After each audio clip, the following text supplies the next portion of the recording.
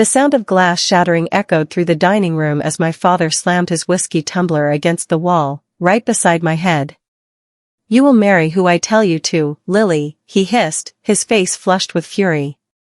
"You're not throwing away everything this family built for some art degree and independence nonsense." I stood frozen, the sting of humiliation burning behind my eyes while my mother stared at her plate in silence. Across the table sat Nathaniel Cross, the son of my father's business partner, a man I'd met only twice, both times while he bragged about his car collection and called waitresses sweetheart. My hands trembled, but I kept my voice steady. "I'm not marrying him." My father's eyes turned cold. The silence that followed was worse than his shouting. He straightened his tie, his jaw clenched so tight I could see the muscles twitching. Nathaniel smirked from across the table, swirling his wine like he was watching entertainment. "Then you're no daughter of mine," my father said quietly, each word deliberate and final. My mother's fork clattered against her plate. She looked at me once, just once, but said nothing. That was the moment everything changed. "My name is Lily Tate, and that was the night I stopped being my father's puppet."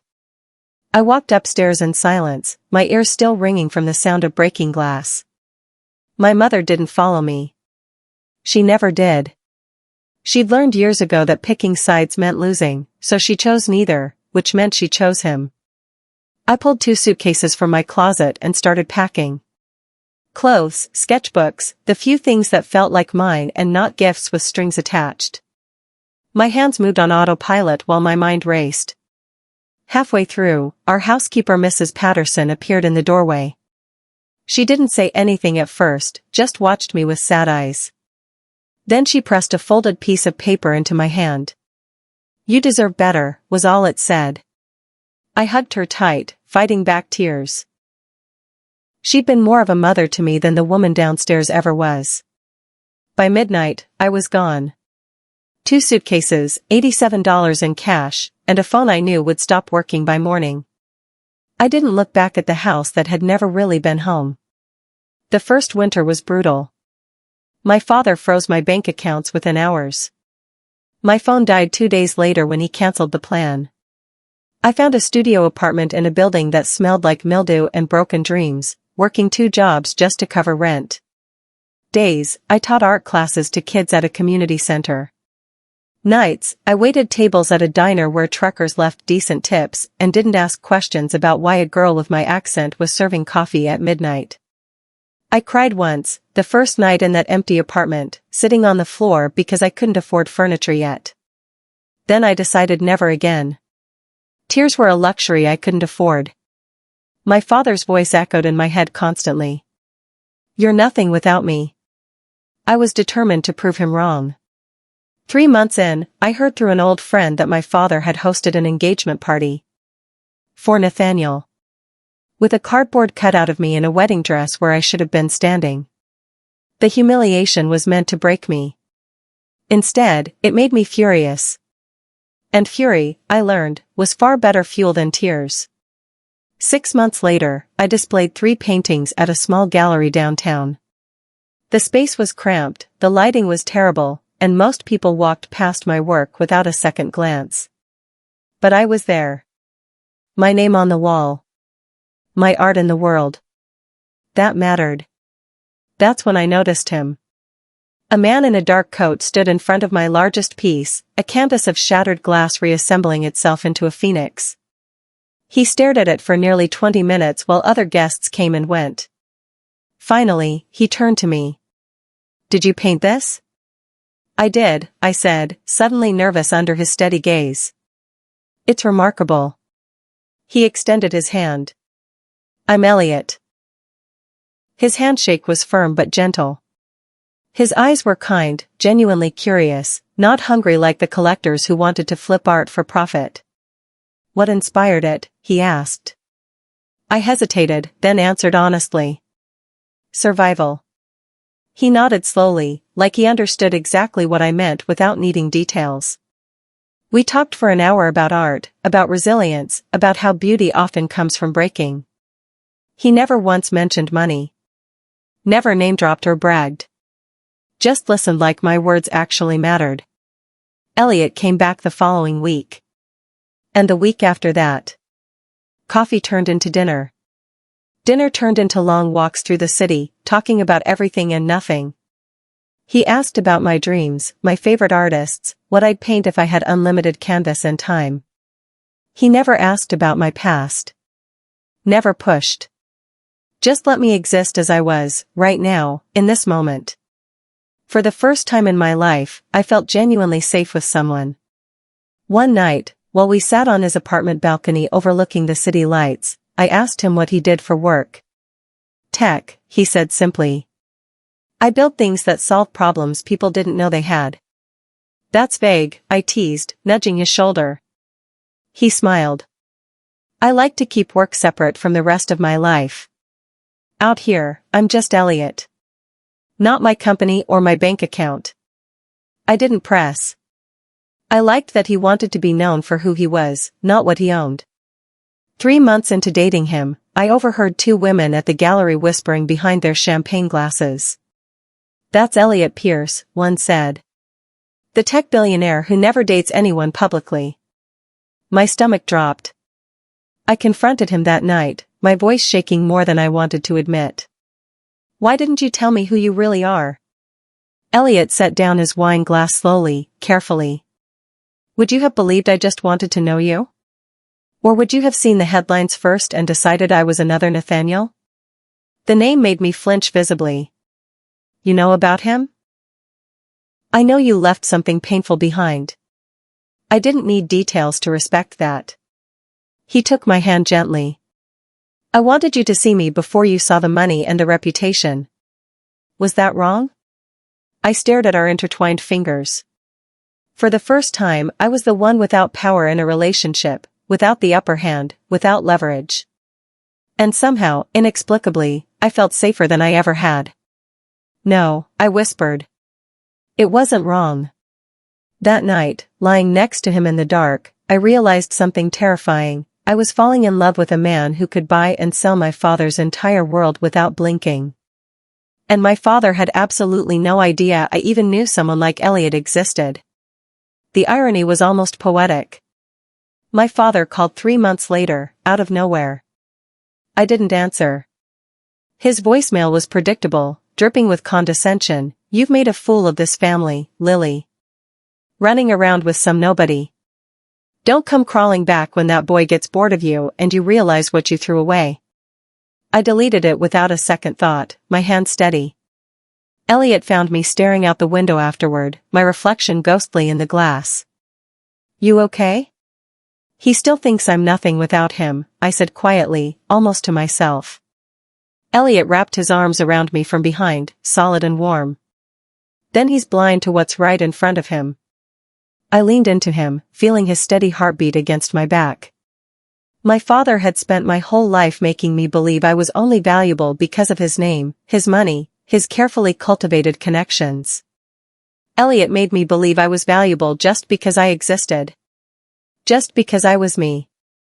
That night, I painted until sunrise, a canvas of a girl walking away from a burning mansion, carrying only a single suitcase. I titled it Inheritance. When Elliot saw it the next morning, he didn't ask what it meant. He just kissed my forehead and whispered, "You're the strongest person I've ever met." Elliot proposed on a Tuesday afternoon in our shared art studio. There was paint on his shirt from trying to help me with a mural. Candles flickered on every surface, reflecting off the wet canvases drying around us like a forest of memories. You made color out of my gray life, he said, kneeling in front of me with a ring that was beautiful but not ostentatious. Simple. Perfect. Us. I couldn't speak. Tears I didn't know I still had inside came flooding out, years of holding everything together finally breaking loose. Is that a yes? He asked, smiling nervously, vulnerability written all over his face. Yes, I managed through sobs. Yes, yes, yes. He slipped the ring on my finger, and for the first time since leaving my father's house, I felt like I'd found home. Not a place. A person. That night, we called his parents, warm, kind people who'd welcomed me without question or judgment. They cried happy tears and immediately started planning, excited and genuine. I thought about calling my mother. I even pulled up her number, thumb hovering over the call button. But I couldn't. The wound was still too fresh, still bleeding underneath the surface. Elliot squeezed my hand. "You don't owe anyone your peace," he whispered, understanding without me having to explain. Our wedding was small and intimate, just close friends and Elliot's family. The venue was a garden overlooking the city, filled with wildflowers and string lights. I wore a simple dress I'd found at a vintage shop, not the elaborate gown my father had once shoved catalogs at me to choose from. My father's seat remained empty. I'd known it would, but standing at the altar, I felt the absence like a physical weight anyway. Elliot must have sensed it because he squeezed my hands during the vows. "You owe no one your peace," he repeated softly, "just for me." I smiled through tears and said I do like a promise to myself as much as to him. After the ceremony, Elliot's mother pulled me aside, touching my cheek gently. "He's never been this happy. Thank you for loving him the way he deserves." "Thank you for raising someone who knows how to love back," I replied, meaning every word. A week later, an unmarked envelope arrived at our apartment. Inside was a single card with my mother's handwriting. I wish I could have been there. I cried reading it, the words both comfort and knife. Then I tucked it away in a drawer, unsure what to do with forgiveness that came too late to change anything. Life settled into something beautiful and unexpected.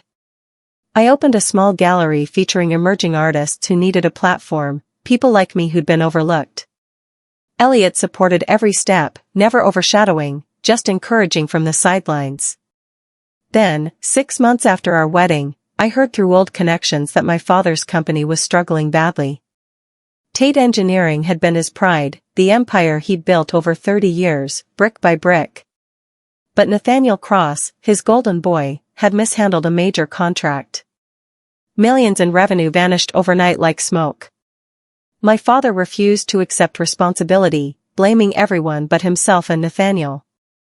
What he didn't know was that the companies pulling their contracts? 3 of them were subsidiaries of Elliot's firm, quietly acquired over the past year. Elliot never told me directly. I found out by accident, seeing paperwork on his desk one evening. When I confronted him, he didn't apologize or backtrack. "Your father hurt you. I'm protecting what's mine," he said it simply, like it was the most obvious thing in the world. "Did you do this for me?" I asked, needing to know. "I did it because people who destroy others for power need to learn what powerlessness feels like." Nathaniel showed up at my gallery's reopening 6 months later, uninvited and unwanted. He strutted in wearing an expensive suit, that same arrogant smirk plastered on his face. "Nice little place you've got here, Lily," he said, eyeing the art like it was garage sale junk beneath him. "What do you want, Nathaniel?" "Just wanted to see how you're doing. See if the rumors are true." He stepped closer, invading my space. "Your rich boyfriend can't protect you forever, you know. Eventually, he'll see you're just damaged goods playing artist." Before I could respond, Elliot appeared at my side like a shadow materializing. His expression was calm, but his voice was pure ice. "I think you're lost." Nathaniel's smirk faltered when he recognized Elliot. His face went pale, then red. "Mr. Pierce," he stammered. "I didn't realize." "You're leaving," Elliot interrupted, his hand firm and possessive on my lower back. "Now." Nathaniel practically ran out, stumbling over his own feet. I turned to Elliot, shaking with adrenaline. "You knew who he was this whole time?" "Of course I did." Elliot's jaw tightened. "I know everyone who's ever hurt you, Lily. Every single one." That night, I realized just how much power Elliot wielded, and how carefully, deliberately he chose when to use it. A week later, Elliot handed me a folder without ceremony. Inside were financial documents, offshore accounts, falsified records, tax evasion schemes. All tied to my father and Nathaniel, meticulously documented. "What is this?" I whispered, flipping through page after page of damning evidence. Insurance, Elliot said quietly. In case they ever come after you again. In case they try to hurt you. Where did you get all this? I have people who find things when I need them found. I stared at the documents, my hands trembling. This could destroy my father completely. One phone call to the right authorities, and everything he'd built would collapse like a house of cards. Elliot didn't push. He just watched me, patient and waiting. Finally, I closed the folder carefully. Not yet. You sure? He needs to feel the fall first, I said, surprised by the coldness in my own voice. He needs to lose everything the way he thought I would. Then, when he's desperate and broken, he'll understand what he threw away. Elliot kissed my forehead gently. Whenever you're ready, I'm here. I locked the folder in our safe, knowing the time would come eventually. I just didn't know how soon. My mother called on a rainy Thursday evening. I almost didn't answer. But something, guilt, curiosity, hope, made me pick up. Lily, she sobbed immediately, her voice wrecked. It's your father. He's in trouble. Nathaniel betrayed him. He's losing everything. My heart clenched despite myself, despite everything. And you're calling me why? Please, she begged, desperate. He's your father. He made mistakes, but he's still family. He's still your blood. I closed my eyes, fighting the guilt she was trying to plant like seeds. You both made your choices, Mom. You chose silence. He chose control. Lily, please. I have to go, I said, and hung up before she could say more. My hand shook as I set the phone down. Elliot wrapped me in his arms without a word, just holding me together. You did the right thing, he murmured against my hair. Then why does it hurt so much? I whispered. He held me tighter. Because you're not like them. You still have a heart. That night, I dreamed of my father's house, the long hallways, the suffocating silence, the glass shattering against the wall inches from my face. I woke up gasping, and Elliot was there, pulling me close until my breathing steadied and the nightmare faded. 2 weeks later, the news broke everywhere. Business empire collapses, Tate Engineering faces bankruptcy and fraud investigation. My father's photo was plastered across every financial outlet, his face drawn, eyes hollow and haunted. I stared at my phone, scrolling through article after article. Investors pulling out. Partners abandoning ship. The company he'd built over 3 decades crumbling in mere weeks. My voicemail notification buzzed. I knew before I even listened who it would be. Lily. My father's voice was broken, desperate, unrecognizable. Please.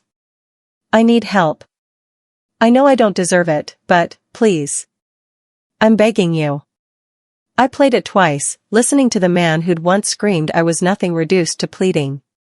Then I deleted it. Elliot found me sitting on the bedroom floor, phone in hand. You okay? I thought I'd feel victorious, I admitted, my voice small. But I just feel empty. Hollow. He sat beside me on the floor. Revenge doesn't always feel how you think it will. It's not like the movies. What do I do now? Whatever you need to do for you. Not for him. Not for anyone else. I nodded slowly. But I knew it wasn't over yet. My father was desperate. And desperate men do desperate things. He showed up at our estate 3 days later, unannounced. I watched from the upstairs window as his car, a rental, I noticed, not his usual luxury sedan, pulled up to the gate. He looked smaller somehow. Diminished. His suit was wrinkled, hanging off him like he'd lost weight. His hair, usually perfectly groomed, stuck up at odd angles.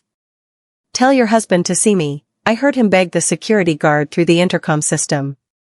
Tell him I need to speak with Elliot Pierce. It's urgent. Please. My stomach twisted, emotions I couldn't name churning inside. Don't let him in, I said softly into the phone connected to the gate. The guard nodded through the camera and politely but firmly turned my father away. I watched him stand there for a long moment, staring up at the house. Looking for me, maybe. Looking for salvation. Then he got back in his rental car and drove away slowly. Elliot came up behind me, his reflection joining mine in the window. You sure? Not yet, I said. He needs to ask me properly first. On my terms, not his. Because I'd learned something important over these years, power isn't about slamming doors. It's about controlling who gets to open them, and when, and how. My father finally texted 3 days later, each word probably costing him pride. Coffee? Please. Just talk. I made him wait 2 more days before responding. Friday. 2 p.m. Bluebird Cafe. When I arrived, he was already there, nursing a coffee that had clearly gone cold hours ago. He stood when he saw me, then seemed to remember he had no right to formality anymore and sat back down awkwardly. Thank you for coming, he said quietly, his voice barely above a whisper. I didn't respond. Just sat across from him and waited, letting the silence stretch. I'm sorry, he began, the words clearly foreign on his tongue. For everything. I did what I thought was best for the family, but I see now that I was wrong. Terribly wrong. You did what was best for your pride, I corrected, my voice steady and cold. He flinched like I'd slapped him.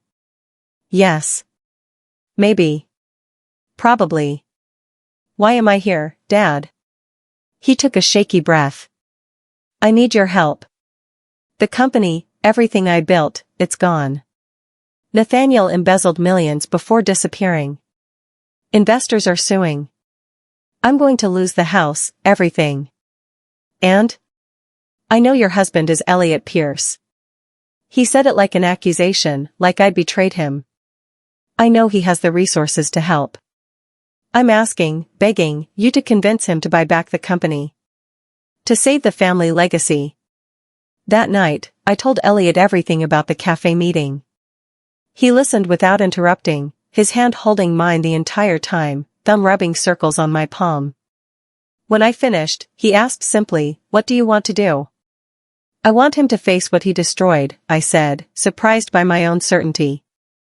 But I don't want to become him. I don't want to be cruel just because I can be. Elliot nodded slowly, understanding. Then we do this your way. On your terms. And if you want me to help him, I will. But only because you asked, not because he deserves it. I thought about it all night, tossing and turning while Elliot slept peacefully beside me. By morning, I'd made my decision. I want to meet with him, I told Elliot over coffee. Officially. At your office. You sure? He needs to see what I built without him. What I became despite him, not because of him. I took a breath. And then I'll decide if he deserves mercy or justice. Elliot kissed my forehead gently. I'll set it up for next week. 3 days later, my father walked into Pierce Holdings for the meeting that would change everything, still believing he had some leverage left. He had no idea what was coming. My father entered the conference room expecting to meet Elliot and negotiate. Instead, he found me sitting at the head of the table, alone. His face went through a series of expressions, confusion, shock, then something that looked like genuine fear. Sit down, I said calmly, gesturing to the chair across from me. He did, moving like a man walking to his execution. I slid a folder across the polished wood. Purchase offer for Tate Engineering. Full acquisition. His hands trembled as he opened it. Then he saw the number and went completely white. $1? His voice cracked. This is a joke. This has to be. That's what it's worth now, I said evenly. After the mismanagement, the fraud, the lawsuits. You can sign and walk away with your dignity intact, or we can let it go to bankruptcy court where every dirty secret gets exposed publicly. I slid another folder across. The evidence. Offshore accounts. Tax fraud. Everything Elliot had gathered. He stared at it, his face draining of all remaining color. How long have you had this? Long enough to know exactly when to use it. You've been planning this. It wasn't a question anymore. You taught me to protect myself. I'm just better at it than you ever thought possible. The pen scratched against paper, the only sound in the room. My father's signature looked nothing like the bold, confident scrawl I remembered from my childhood. This was the handwriting of a broken, defeated man. When he finished, I slid the evidence folder back toward him. Keep this, I said quietly. A reminder of how far pride takes a man when he has nothing else. He stared at the documents, then at me. Is this revenge, Lily? No, I said, and I meant it. This is closure. There's a difference. I don't understand the difference. I know you don't. That's always been the problem between us. He stood slowly, like his bones hurt. At the door, he turned back one last time. You sound just like me. I met his eyes without flinching. No. That's exactly why I win and you lose. He left without another word, shoulders hunched. I sat alone in the conference room for a long time after, feeling nothing and everything at once, grief and triumph and relief all tangled together. Elliot found me there an hour later. He didn't ask if I was okay. He just held me while I cried, not for my father, but for the girl who once thought his love was conditional on perfect obedience. That girl was finally, truly free. The acquisition went public 2 weeks later. Pierce Holdings acquires struggling Tate Engineering in strategic rescue. That's how the headlines framed it, a generous bailout, not a calculated takedown. A mercy, not justice. I remained anonymous in all reports. Just an unnamed associate with personal connections to the Tate family. But the business world knew the truth. And more importantly, Nathaniel knew. His reputation imploded overnight. No company would touch him. His name became synonymous with betrayal and incompetence in every circle that mattered. My father disappeared from public life entirely, a ghost of his former self. Through mutual connections, I heard he'd moved to a small apartment across town. No more mansion. No more country club membership. No more power lunches where he controlled every conversation and person. Just silence and regret. My mother called once more. He sits alone all day, staring at your old room. The one he never let me redecorate after you left. That's not my problem anymore, I said gently but firmly. I know. I just thought you should know he's suffering. Are you okay, Mom? She was quiet for a long time. I'm learning to be. Finally. Good. I offered her financial help, enough to be comfortable and independent, but with clear boundaries. She accepted gratefully. I never saw my father again. My gallery's new exhibition opened 6 months later to critical acclaim. The theme was inheritance, a collection exploring what we carry from our families, what we leave behind, and what we build ourselves from the ashes. The centerpiece was my largest work yet, shattered glass reconstructed into a glowing sculpture of a phoenix, lit from within by hidden lights. The title, Forgiven, Not Forgotten. Critics called it my masterpiece, my breakthrough. I just called it Healing Made Visible. Elliot stood beside me during the opening, his hand warm and steady in mine. You turned pain into art, he whispered, pride evident in his voice. I had a good teacher, I replied, squeezing his hand. That night, as guests mingled and champagne flowed, I realized something profound. My father had tried so hard to make me believe I was nothing without his money, his name, his approval. But I'd built a whole life proving him wrong. A whole identity separate from his shadow. And the beautiful part? I didn't need him to see it or acknowledge it to know it was real. My worth had never been his to give or take away. A year later, my mother called with news I'd been half expecting. Your father passed away last night. Heart attack. The doctor said it was quick. I sat down slowly, processing. How are you? Relieved, mostly. Is that terrible to say? No, I said honestly. It's honest. The funeral was small. I went, standing at the back, watching from a distance like an observer of someone else's life. Afterward, the lawyer handed me an envelope with my name on it. He wanted you to have this. Inside was a single letter, his handwriting barely legible, shaky. Lily, I was wrong. I wanted control because I was afraid of losing you. I built walls instead of bridges. You were always more than my money, more than my plans. You were everything I wished I could be, brave enough to walk away from what was destroying you. I'm proud of you. I'm sorry I never said it when it mattered. Dad. I read it once. Then twice, tears falling despite myself. Then I went home and burned it in our fireplace, watching the words turn to ash. Not out of hate. Out of release. 5 years passed like water. My gallery expanded to 3 locations, showcasing artists who needed platforms and second chances, people like I'd once been. Elliot and I bought a house with a studio that caught the morning light perfectly, filling it with color and life. We talked about starting a family. Maybe adopting. Maybe not. We had time to decide, no pressure. One afternoon, a young woman came into the gallery. She couldn't have been more than 20, and she looked absolutely terrified. Can I help you? I asked gently. My parents cut me off, she blurted out. For wanting to study music instead of medicine. I don't know what to do. I have nowhere to go. I saw myself in her eyes, that same fear mixed with defiance and determination. Come sit, I said, guiding her to my office. Let me tell you what I learned about surviving.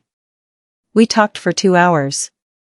I helped her find resources, connected her with scholarships, gave her the number of a friend who rented affordable studios to young artists.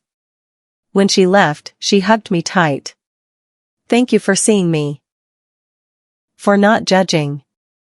Someone once saw me too, I replied softly. Pass it forward when you can.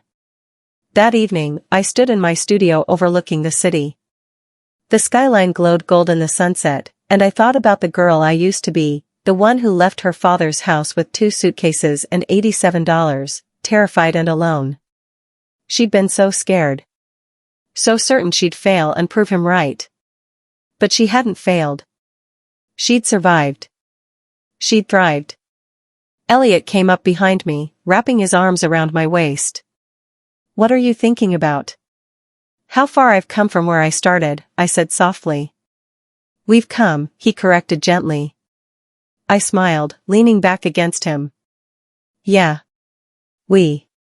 In the glass reflection, I could see us, 2 people who'd found each other not because of money or status or family names, but because we'd both learned that the only person you can truly rely on is yourself. And when you find someone who builds with you instead of demanding you shrink to fit their vision, that's not rescue. That's partnership. That's love. That's everything. My father once told me I was nothing without his money.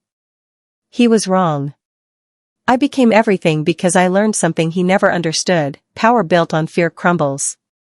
Power built on making others small destroys everyone, including yourself. But power built on peace? On choosing yourself, on surrounding yourself with people who lift you instead of control you?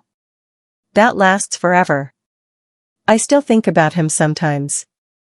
Wonder if he ever really understood what he lost when he threw that glass. But mostly, I don't. Because I'm too busy building something he could never take from me, a life that's mine, on my terms, filled with art and love and the kind of freedom that comes from walking away from people who make you smaller. My name is Lily Tate Pierce now. And I am not my father's daughter anymore. I am my own person. The glass he shattered didn't break me. It taught me how to rebuild myself into something stronger, brighter, unbreakable. And that, I've learned, is the best revenge of all, not destruction, but transformation. Not becoming what hurt you, but becoming everything they said you couldn't be.